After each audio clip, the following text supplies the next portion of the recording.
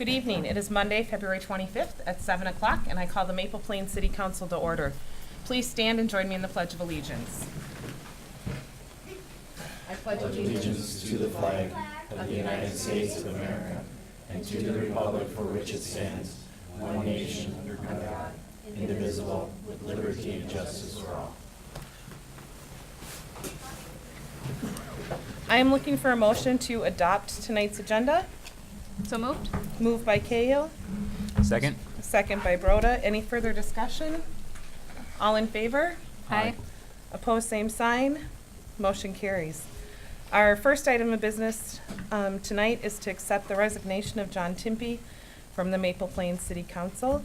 Mr. Timpey has submitted a letter, and I'm looking for a motion to accept this letter. So moved. Moved by Cahill, Second. second by Fay. All in favor? Aye. Opposed? Aye. Okay. Was there a chance to discuss on that, or? Yes. Well, I just wanted to, state publicly that, while I understand the questioning of John's conflict of interest is the first question I had as well, I just don't feel right under the circumstances that there's a resignation in these terms. I felt there's ways we could have worked around that and accepted our legal counsel on that. So I just hope as a council moving forward, we can trust our legal advice on this and matters of this for others in a similar situation in the future. So, yeah. Madam Mayor, Yes. I Councilmember respect Fay? John Timpey's decision. I don't necessarily agree with it. But that is going to be a discussion I think John and I will have in private, not in public. Yeah. I just, for sake of setting precedents for the future, I think this is a topic that we may need to iron out more before it sets that firm precedence in other situations. So that's my opinion on it. And thank you for sharing that, and I think we will definitely address that in our employee handbook as well, going forward, and know that options were made available, and this was the choice Mr. Timpey had made. I did as well. I was hoping John would be here tonight, so I'm just going to share my thoughts, and that was just to Mr. Timpey and the residents of Maple Plain. It's with deep regret this evening that we do accept your resignation as council member. You were elected to represent the residents of Maple Plain for the next 4 years, and I just want to take the opportunity to clear up any misconception. Mr. Timpey was not asked to resign by anyone that I'm aware of. It was his choice, and he chose to resign on his own accord. And I'm thankful for everything that Mr. Timpey is planning to continue to serve in his volunteer roles, and that he's an invaluable part of this community. So it is unfortunate. All right. So we do accept the resignation then, 3-1 this evening. On an exciting note, next item of business is number 6, is swearing in our new commission members. So we are looking forward to that, and I'll turn that over to staff. Alrighty, if I can call up John Adsum.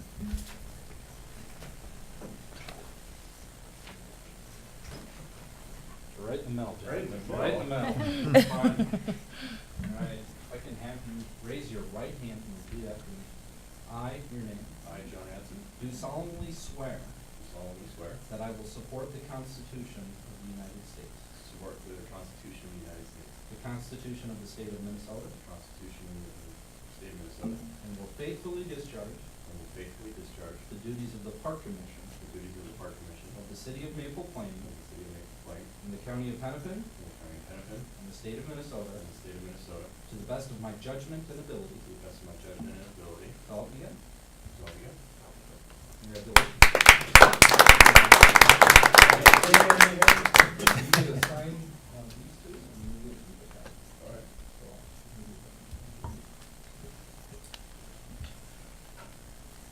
Thank you, John. We are excited and look forward to having you serve on the Parks Commission. I'm excited to be here. And we're excited to have you.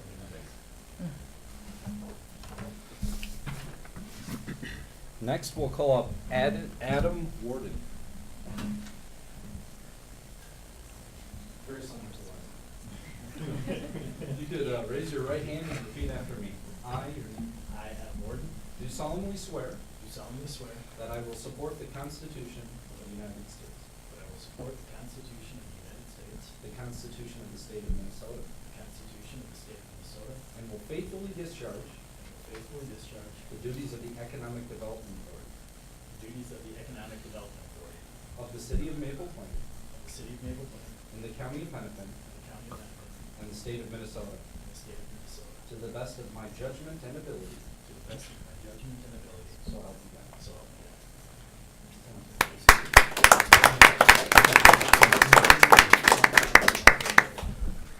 And thank you, Adam, for being willing to serve on the EDA.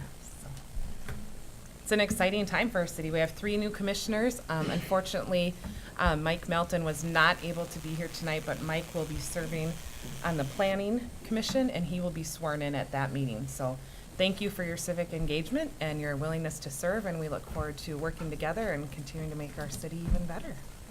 All right, thank you all. Next item of business tonight is Senator Dave Osmick is here to speak, so I'd like to welcome you to the podium, Senator. Well, good evening, members of the council. Seems like you're now one short. I didn't realize that was happening. And I do see some new faces. I do have business cards for anybody who's new. My phone number doesn't change, my address always does, so I just want to go across there if you need a new one. Just here to talk. I normally try to get to see you once a year. Unfortunately, I didn't get out to anybody in 2007, and in 2008 I got to about half to 3/4 of my city, so I'm still doing catch up. Hence, you're on the top of the list on this wonderful snowy and increasingly snowy February here in Minnesota. Just wanted to bring you up to date on a few things I'm currently working on, answer any questions you might have, any questions from the audience. We do have a little different configuration now in St. Paul. The House is with the Democratic Party. I'm with the Republican Party in the Senate, and we have a new governor. I'm hopeful that that will bring a new change of direction in St. Paul. And I have seen some of that already starting.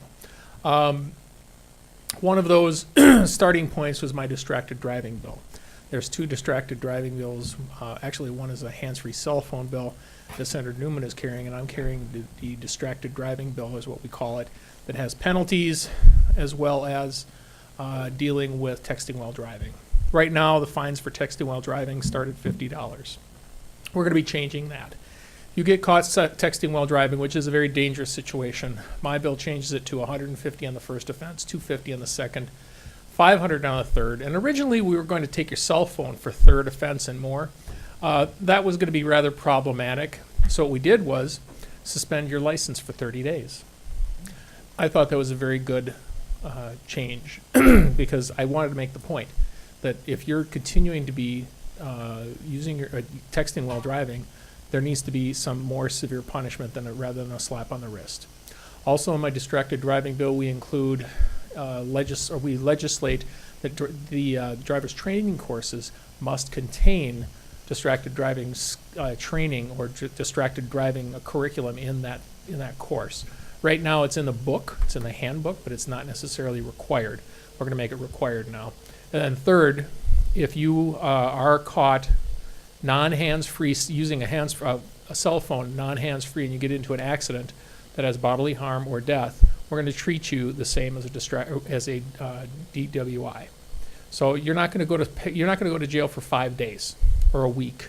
Some people are getting off with very, very, very light sentences when they're killing people on our roads because the cell phone is causing a distraction. We're changing that. Hopefully this will get through. It's gone through 2 committees already. We're in finance, and we're hoping to get that to the floor. On the energy front, I am the chair of the Energy and Utilities Committee in the State Senate. We are working to try and continue to make your energy more affordable here in Minnesota.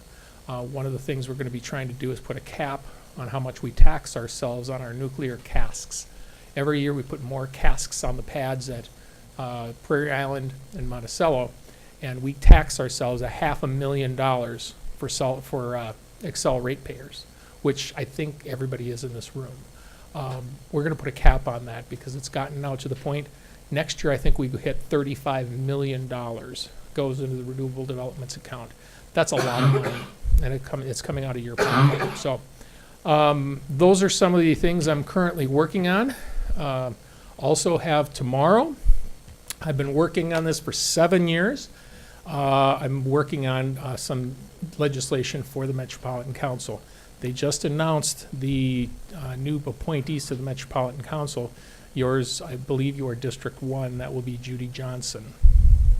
My Met Council bill simply states this: once the governor appoints, which would be today, that triggers a 90-day period by which the Met Council reps will need to come to you, present their resume in one form or another, and ask for a resolution of support. In other words, you get to actually participate in the Senate confirmation program. Then if they did get 50% support resolutions from the cities within their district, then they would go through the rest of the Senate confirmation process. So what it gives you, there is a removal process too, which is probably going to have to get pulled out just because it's a little bit more problematic. But the point is to give city councils the ability to chime in on who they want to be their Met Council representative. That being said, I'll answer any questions, anything from the audience, and more than happy to answer that. Any questions for the senator? Senator, there's been a litany of tax proposals from the governor. Gas tax, sales tax, earned income credit. What's your gut reaction on them seeking the government's approval or signature? Well, I think the governor is throwing everything he can at the wall to see which one's going to survive. I don't believe at all that a 20-cent gas tax, which, by the way, will become indexed to inflation. So not only will you get a 20-center, but then you'll actually, the higher gas prices go, the more the tax increases, which is exactly the wrong direction. When gas prices hit $3, $3.50, $4 a gallon, I hope it doesn't. But as that increases, the tax will compound it. So you're compounding a tax at exactly the wrong time. I don't believe that a lot of them are going to go through, especially considering our highway user distribution fund already exceeds inflation. I could explain more about that. But I don't think a lot of the proposals are going to go through. Some of them may, but I don't see the need. In transportation, I don't see a need to change the gas tax because the majority of our money is now coming from your tab fees and your sales taxes on vehicles. And that does increase because that is a percentage of what you purchase. So it's unlikely those are going to move forward. Also, he's asking for a 9% increase in spending. We can't be we're exceeding inflation by far too much. So I'm not sure a lot of that's going to happen either. But it's the art of the deal, as our president says, it's the art of the deal, and we'll see where we go. Any other questions? In terms of your hand-free bill, do you need any support, letters, emails, anything? I've had a lot of advocates already. We had the testimony with families that were impacted by this already occurred in transportation. That's where we normally do that. In judiciary, they try to not do that. We passed out of judiciary. The last step is finance. I do have a lot of, including the officer in Wayzata, his wife is very interested in this bill too. So we'll probably have some people in the gallery for when it comes to the Senate floor, and hopefully our friends in the other body will get moving on this bill because this is bipartisan. I have bipartisan support on both sides of the aisle, and I hope we don't have to. I hope it doesn't turn into a partisan situation. By the way, I'm glad to see that you guys are starting to move forward on Highway 12. I'd like you to break ground soon. But last time I checked, you didn't necessarily need Representative Hertaz or myself. That this is now in your hands, and that's where it should be. You should make your decisions on how you want those interchanges to be. We do appreciate your support, though, in helping us get the funding so we have those options to make those choices. And I just want to say thank you. I'm sure you hear it all the time, but for your efforts in reducing distracted driving and texting while driving, it's a home run for a lot of people. So thank you for your attention on that. I have gotten more, strangely, I've gotten more reaction to that than on a lot of things that I've done so far. Even Highway 12, and it comes across from all across Minnesota. And I think the tipping point I came to was really where where the officer was killed in Wayzata, Mhm. that I'm sick and tired of this. And you are damaging, you're killing someone, that's one thing, but you're also damaging someone's family, because for the rest of their lives, they're going to have to live without somebody. And you are not going to go to prison for 3 days or 5 days or go on work release or whatever the case is. You're going to go to jail. And if anything, these guys can start to publish this and say, this is serious. You can go to prison for a long time. You can be a felon if you're not paying attention. Put the phone down. That's it. Put the phone down. Or go hands-free.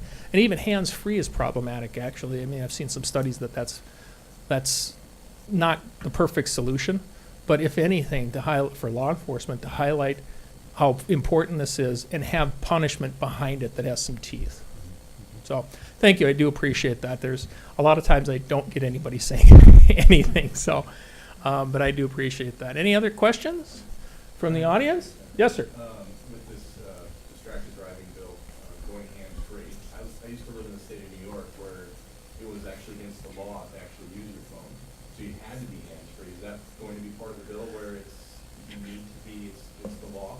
Mine is just the punishment portion of it. Senator Newman has the hands-free ban. Okay. So we're trying to keep them separate because there's some people that have no problem whatsoever putting into place teeth into the law.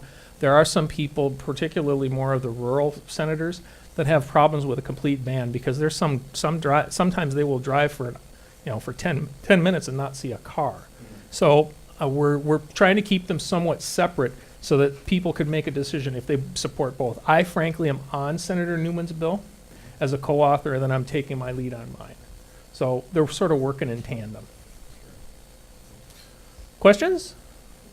Yes. Is there any, like mandated education initiative for either new drivers, existing drivers, or offenders? There isn't. Actually, I skipped past a portion of this. If you are found found to be texting while driving, there's actually you have to take a minimum 1 hour course on distracted driving. So exactly, that plays into it. But right now, we don't necessarily have it in the curriculum that you have to teach distracted driving issues inside of a driver's ed course, which would make all the sense in the world. Some probably do, but it's not mandatory. My bill tells them, yes, when you teach our 16-year-olds when they're getting behind the wheel, you need to teach them about distracted driving. So, two answers, yes. Anything else? Well, thank you for making time to come. and Absolutely. visit our city and for all you do. And I'm sorry it took me 2 years to get here. I will try, and I'm trying to make it a yearly basis as I have in previously. It's just I got really busy in 2017. But I have been out here. I've seen the mayor many different times out here in different events. So if you need something, you certainly know where you can find me. I certainly can come to any city council meeting you need me to. And we'll hope we can get that distracted driving thing through. Sounds good. Okay. Thank you very much. All right, thank you. Next item of business this evening is to approve the consent agenda. Looking for a motion to do so. So moved. Moved by Broda, Second, second by Cahill. Any discussion? could we pull A, accounts payable? Okay, yes. All right, so looking for a motion to approve letters B and C on the consent agenda. All in favor? Aye. Opposed? All right, let's go back to February accounts payable. Councilmember Cahill. I had a question about the Stantec invoice, particularly the parks portion, and I was curious if what was included within that part of the portion for the Veterans Memorial Park. Was it just what was noted on the staff report, or is there more that we're being invoiced for? Just $12,000 seems a little high for what we've gotten so far. It's $12,756. Yeah, and I don't have the invoice in front of me, but it would be all the work that we did related to various concepts, and then there's some preliminary concepts, and then we had started work on the final kind of stuff that would have been presented earlier in February. So, yeah, so we could give a more detailed breakdown if that would be helpful. And that includes all the drawing of the plans, correct, Dan? Well, I mean, Or a the portion the of concepts, and then there's like those initial concepts that were done, and then we looked at the more detailed analysis and cost estimates for your meeting that you had, work session in early February. So it would include a majority of that work. There was no invoicing from Stantec last month for the Veterans Memorial Park. Correct. So I've got it circled too, Councilmember Cahill. So I'm under the assumption that the $12,700 represents the dozen or 16 pages that was generated, the concept drawings, as well as the probable costs that was presented to us 2 weeks ago. Is that, Correct. all right, I concur. That's, I mean, maybe you two can get together and review that invoice, because I tell you what we can do here in this situation is we can get a more thorough breakdown, and that can be provided to City Council to help explain how we got to this total. It might be the best way to handle it and go from there. I and know, provide that. that's perfect. And then you'll have the invoice in front of you, so you'll have the Correct. information you need Yeah, to answer it- the questions. Yeah. Okay, thank you. Any other questions regarding accounts payable? I do. Okay, Councilmember Fay. Bobby, State of Independence dental insurance. Yep. Did it go up? Not to my knowledge. It's 35% higher this month than it was last month. I'll have to look into it. Yeah. Thank you. Earl F. Anderson, is that signs? Correct. Okay. Yep. Road restriction signs, street signs. Yes. Yeah. This is a street maintenance sign, so could be just purchasing signs that were either hit or knocked down. I know we had one stop sign knocked I down read that. in the downtown area. Okay. And that sounds about right for that. Yep, okay, thank you. And then 2 line items for Hennepin County accounts receivable. I'm assuming the first line item is a continuation of the radios that we. Correct.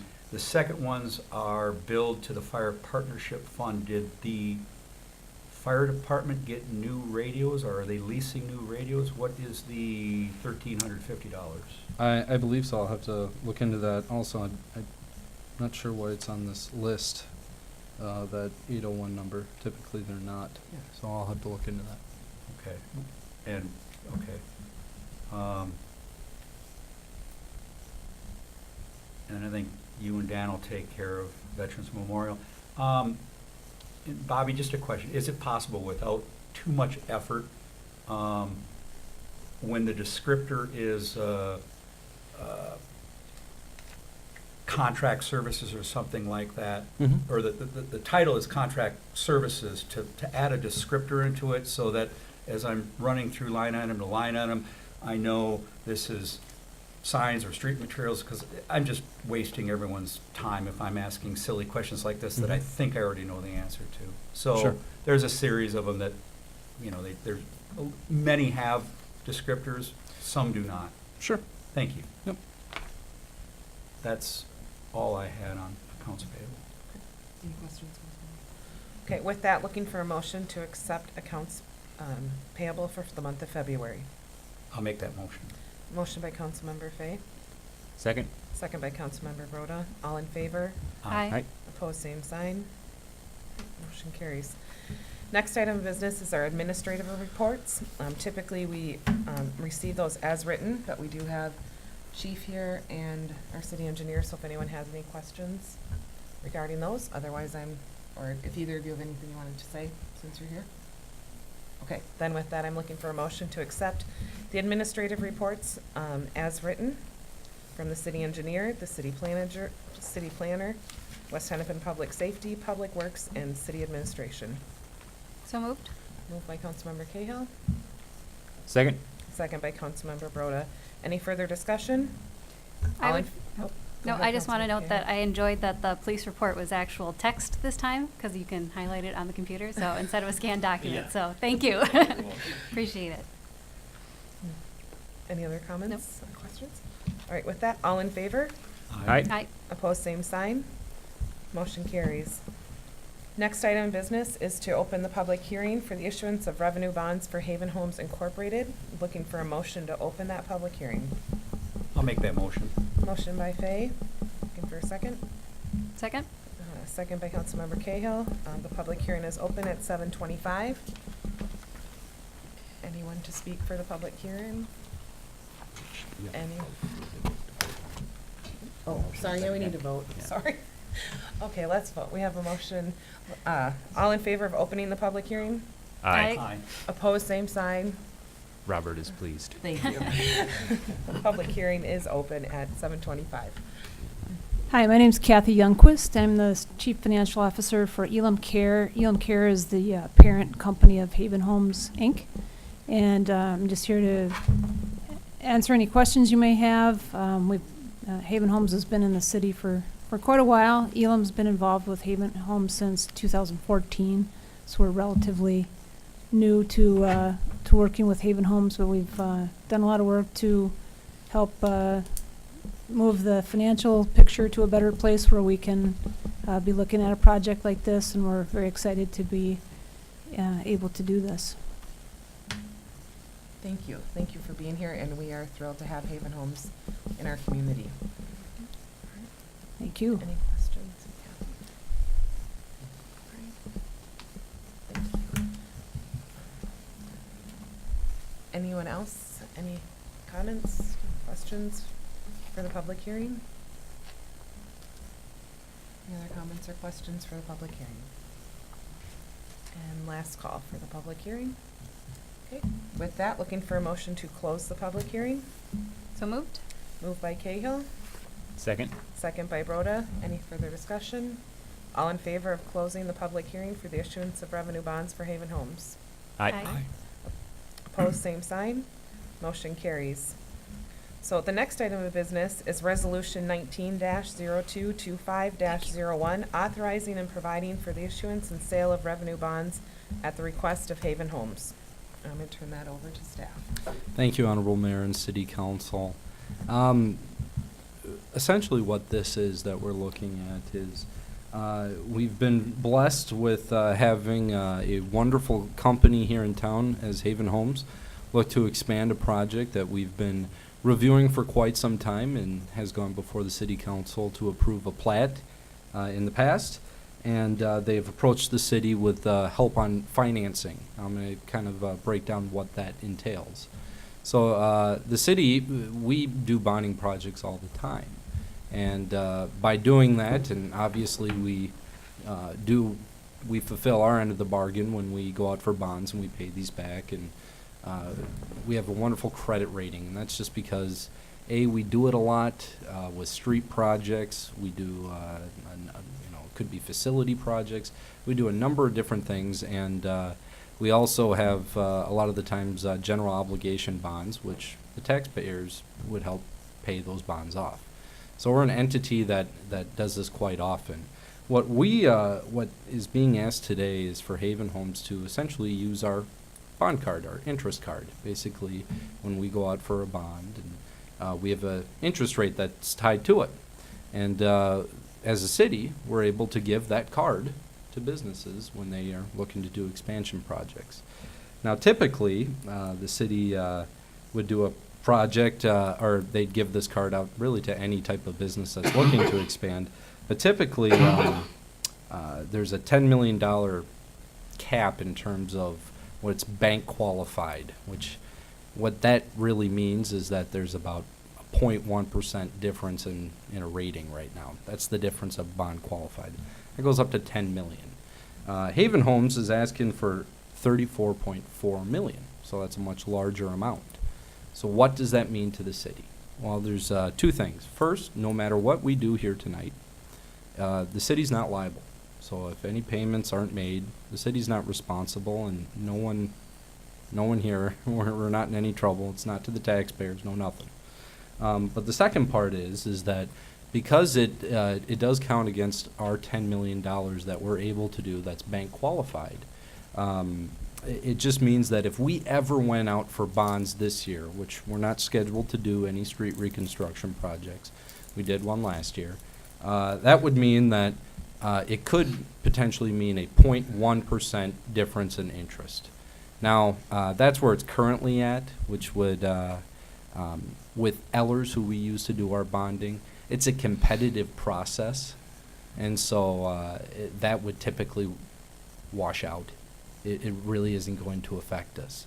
So to help this project move forward and to help with the financing for the Haven Homes building, we're looking to give them our bond card. It just gives them our interest rate, but again, no liabilities to the city at all. That's what we're doing here tonight. So I'd be happy to answer any questions.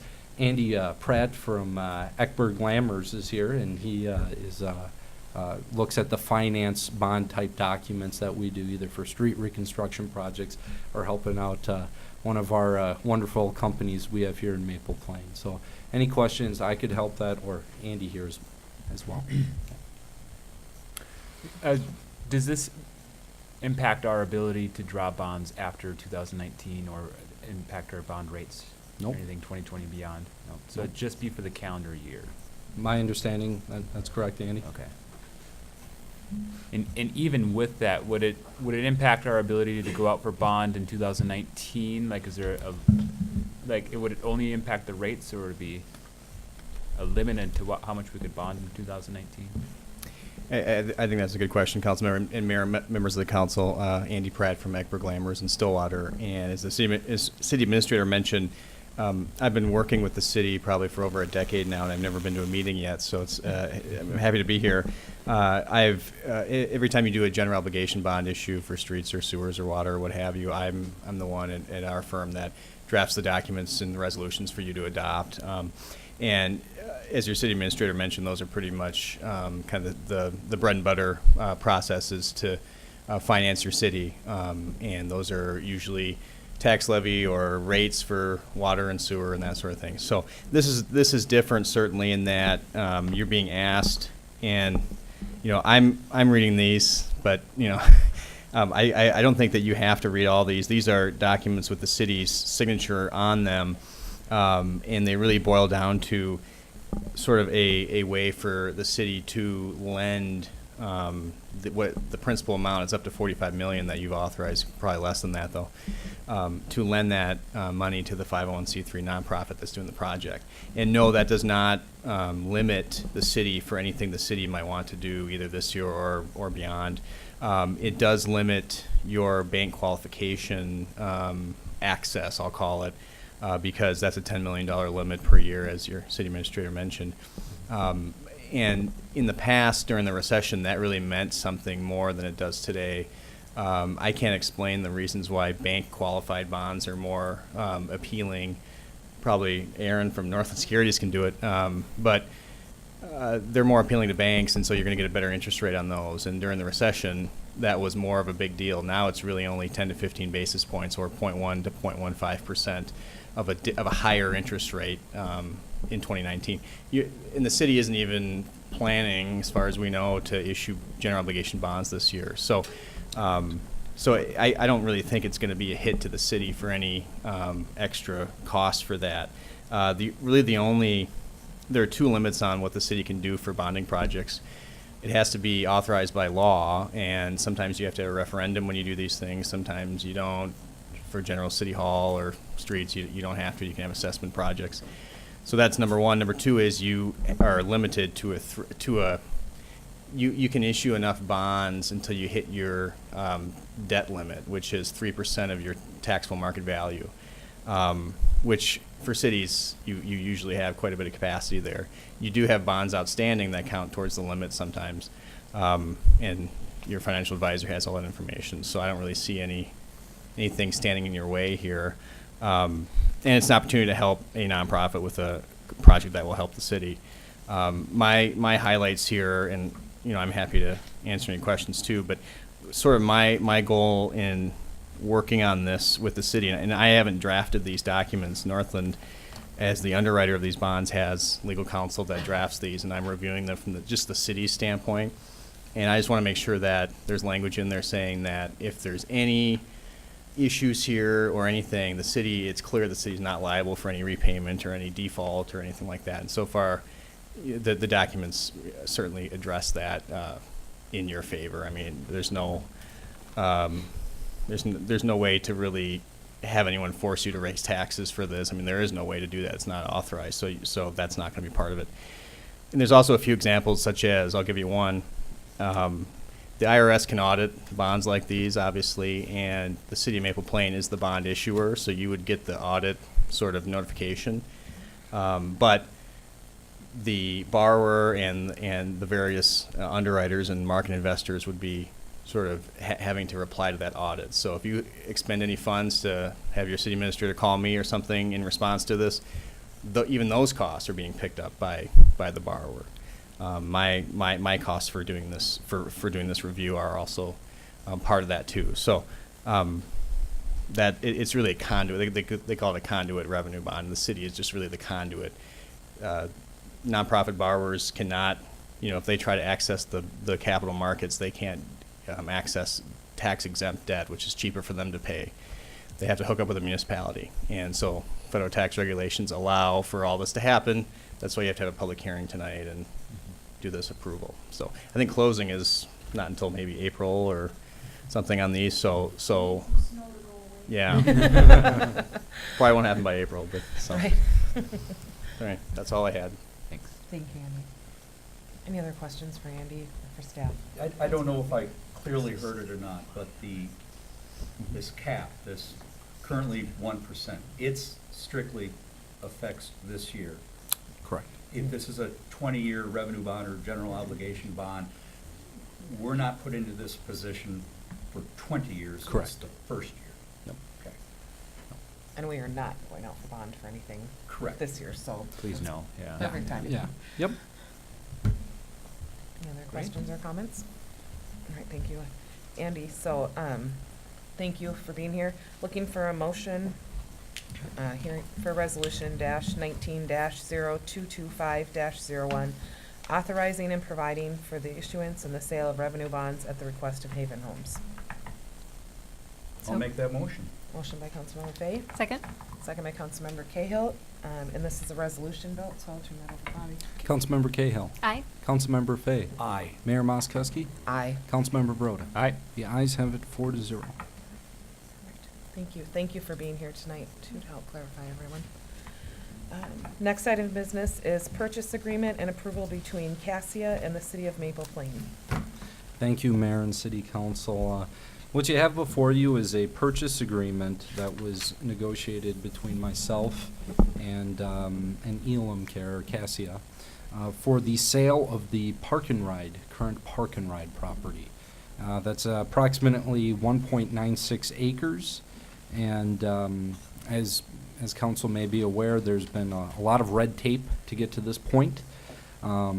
This would be a part of, obviously, where the facility is being built. The long end of it is the city has worked with Hennepin County, Metropolitan Transit, and the state of Minnesota to clear all title restrictions on this property. Still onward negotiation over the price that the state is requiring back. But in this purchase agreement, it has the sale price at $369,685.01, which is a wash. This would go to the state of Minnesota at the time of closing. It'd be shortly afterwards, and would take care of the general obligation bonds that the state made to construct the Park and Ride. So this is essential for the project to move forward. Both Cassia and myself at this point have agreed to these terms. Is there anything in here that stands out? Otherwise, it's the only obligations we have is to continue to move forward to work a developer's agreement. Try to bring that back next month is in here. And other than that, there's just some time frames that we're trying to hit to keep the project moving forward, as we're looking to have a breaking ground, hopefully with snow moving by May. But yeah, the city's not making any money off of this. This is not what we're looking to do. We're we're looking to just make sure that we pay back the state and we can get this project going, and there'll be many financial and partnership benefits that come down the road from this. Bobby, do you want to just briefly talk about what you and I talked about on the phone today? Yeah, so John had called me earlier today, and the first question is that this is a wash, for sure, that the city, we're not going to be paying above and beyond for the state isn't going to come back. No, this is the number the state has come back. It's an appraisal that we did on the Park and Ride property. That's the value. That's laid out in the state statute. Now there's some disagreement between the state and John and myself, the city attorney John Thames and myself, over what compensation is. The state right now is arguing monetary compensation, and that's why they want the full $369,685.01. But John and myself believe that the soon-to-be newly constructed right-sized Park and Ride that would have around 20 stalls, there's compensation there because we're building that site. So that should count as compensation back to the state, as we're still holding the original intention of what those general obligated bonds were issued to do. The state is not seeing it that way at this time, but we'll try tomorrow. We have a meeting down at the Capitol. So the idea is that if we're able to negotiate a way to lower this price, that would be then reflected in we would find a way to compensate, move some money around. That'll be talked about much more when the developers agreement comes around in March. But yeah, that sums it up a little bit. Any other questions for staff? Okay, hearing none, I'm looking for a motion then to approve the purchase agreement approval between Cassia and the city of Maple Plain. So moved. Moved by Councilmember Broda, I will second that. second by Councilmember Fay. Any further discussion? All in favor? Aye. Opposed, same sign. Great, motion carries. Next. Congratulations. Yeah.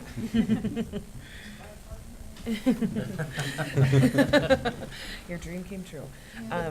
The next item of business is ordinance and summary ordinance 301, the city road weight restrictions, and I'll turn that over to staff.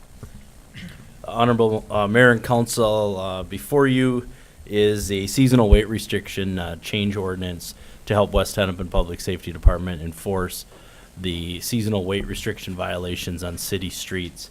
I'd like to introduce Officer John Howes from West Hennepin Public Safety Department. He has been heading up this effort to help the city enforce these large trucks coming on our city streets that are overweight, over the 4 and 5 ton road restriction.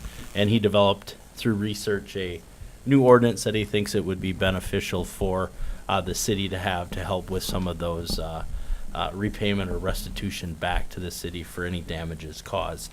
So we did meet on February 11th with you guys in a workshop, but I'm going to let Officer John Howes take it from here, and any questions, he can answer them. Thank you, Chief Curls, for the introduction. Thank you to city officials in Maple Plain for letting me come here and present this proposed ordinance to you.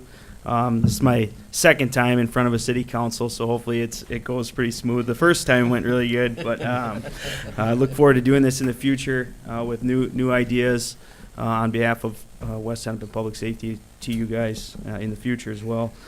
Provided to each of you at the workshop and here tonight is a proposed addition to your city ordinance regarding truck weight restrictions in the city limits of Maple Plain. This ordinance was drafted by myself along with John Thames from Carson and Cleland. At this point, what you have in front of you is the final draft and ready for your review and hopeful approval.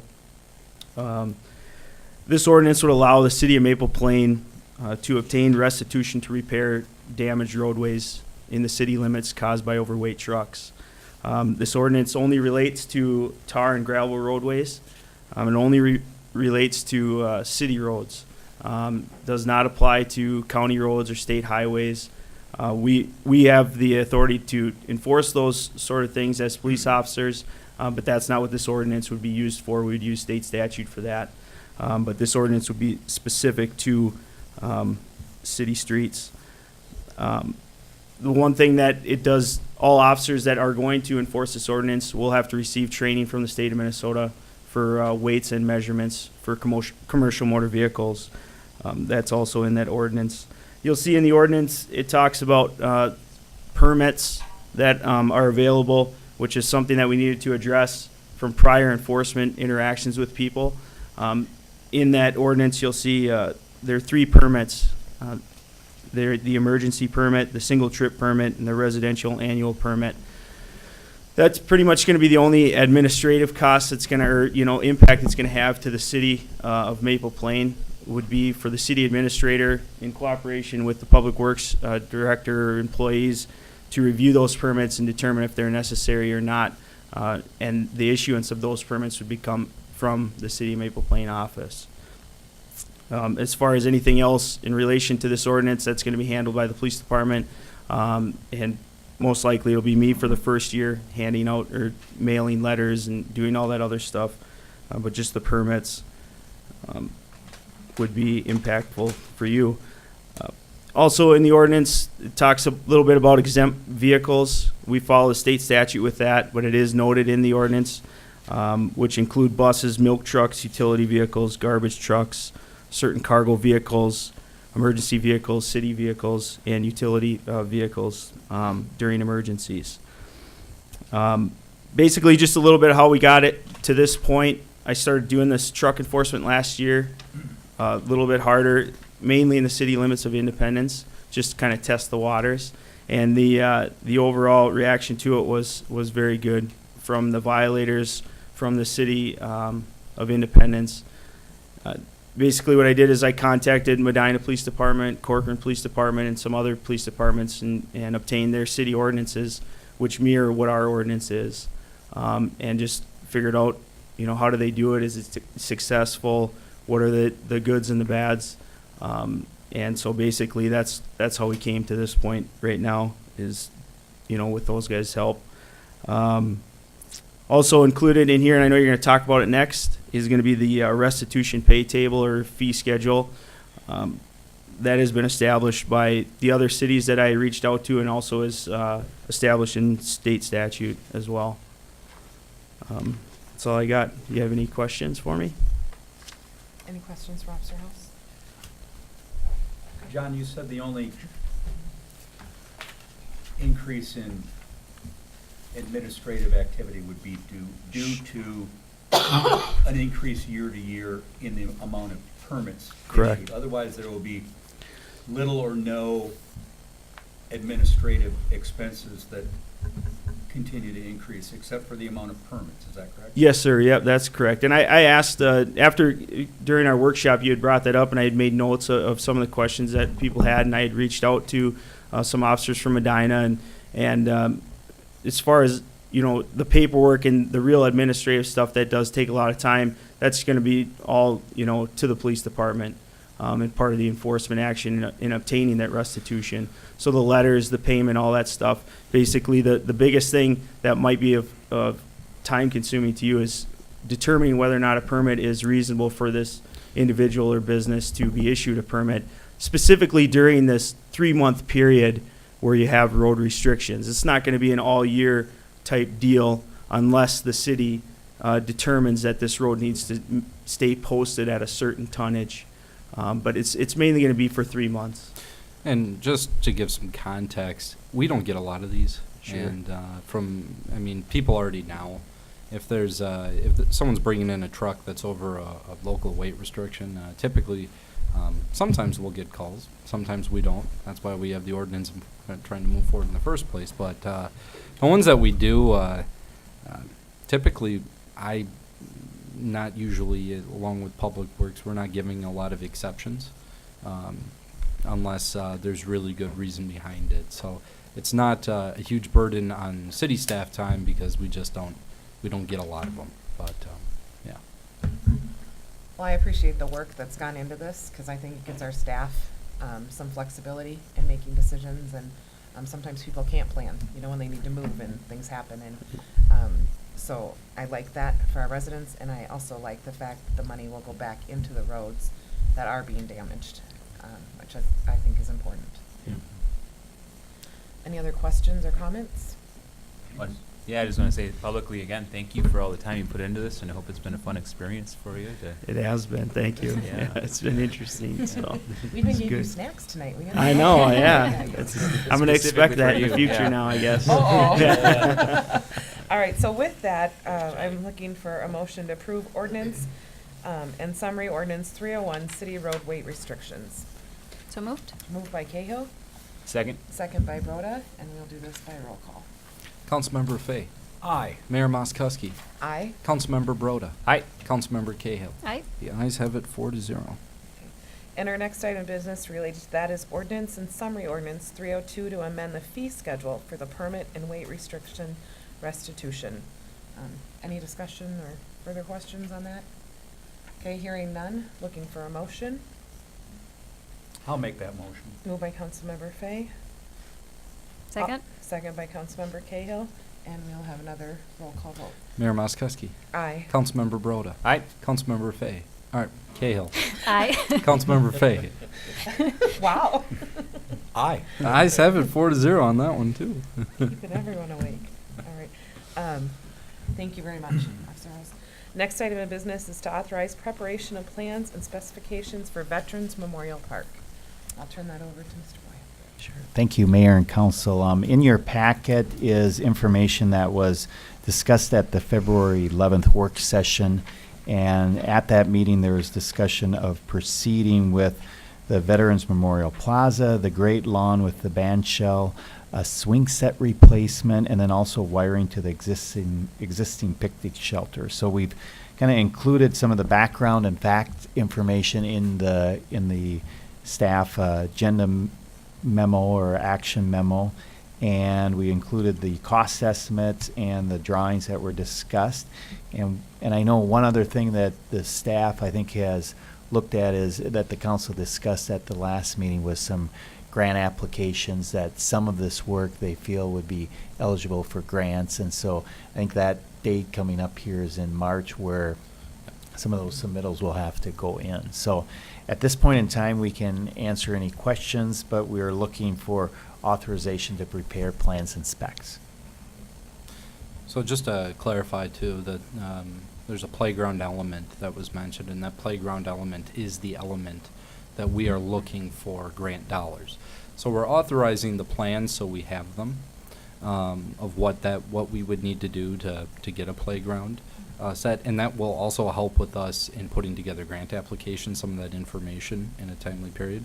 But that's not something that we're giving the green light for automatically. That is going to be tied to those grant applications that we were talking about in the workshop. But the other elements of the authorization for plans that were mentioned by our engineer, Dan Boyum, those are what we're looking to come back to council with and request to go out for bids. So, Thank you for clarifying that. yep. Dan, can I ask you a quick question? Sure. You've got in here in your narrative and wiring to existing picnic shelter. Did we not talk about at least coming up with cost estimates for a more extensive wiring? Yeah, I mean, one of the discussions was that working with a local electrician to say, hey, can you look at this area and give us an idea? And then, I mean, that electrical part of a bid package might be something separated out from the actual final drawings and specs. So, right, Mark did at the work session say that, that kind of almost like a design build kind of deal where some of this stuff might be pulled out of the actual bid package that we bring back to you. And I think he was going to be contacting, and I forget the, RC. yes, RC Electric. And the only reason I bring that up is if somewhere on down the line, council does give authorization to proceed with the Veterans Memorial, Grand Lawn, and the band shell, well, the band shell is going to have power. Correct. Okay. Yep. And I just want to make sure that we're not forgetting No. power, sure. I a think grand power. the electrical plan would take in all the elements of, Okay, of it's the not park plan. just the existing picnic shelter. Yeah. No, Okay, correct. very well. Yeah. Thank you for clarifying. Any other questions or comments? Okay, so with that, looking for a motion to authorize preparation of plans and specifications for Veterans Memorial Park. So moved. Moved by Cahill, Second? second by Broda. Any questions, comments? All right, all in favor? Aye. Opposed, same sign. Motion carries. Okay, next item of business is City Hall operation hours. Thank you, Honorable Mayor and City Council. Before you is a plan to expand City Hall services to residents that work a job from 8 to 5 to provide a